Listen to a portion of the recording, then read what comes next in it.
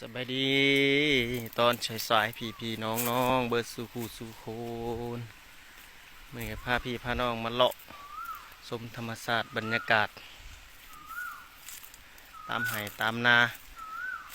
ตามหัวตามสวนตามหนองต้นกล้วยพี่น้องมาเลาะเมืองป่ากล้วยบรรยากาศลมก็เย็นพี่น้องเลาะเมืองป่าพี่น้องเห็นหดโตพี่น้องนี่ขึ้นมานี่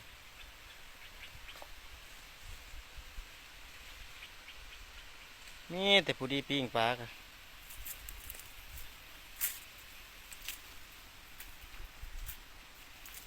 โอ้บรรยากาศคักได้พี่น้องเฮาเป็นจังได้พี่น้องเฮา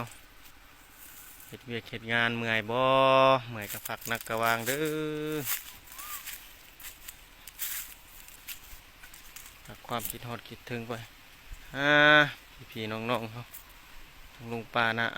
ทั้งอีพ่ออีแม่พี่น้องอยู่ฝั่งไทยฝั่งลาวเฮ็ดงานเนี่ยก็สู้ๆเด้อพี่น้องเป็นกำลังใจให้ทุกหม่องทุกบอน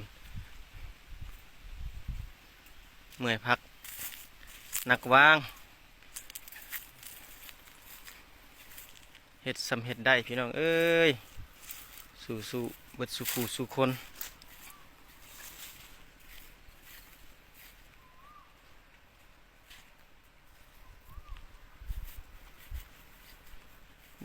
มาเลาะป่ากล้วยได้พี่น้องมันเข้ามาชมเข้ามากดไลค์กดแชร์ให้เด้อพี่น้องขอบคุณใจหลายๆสู้คู่สู้คน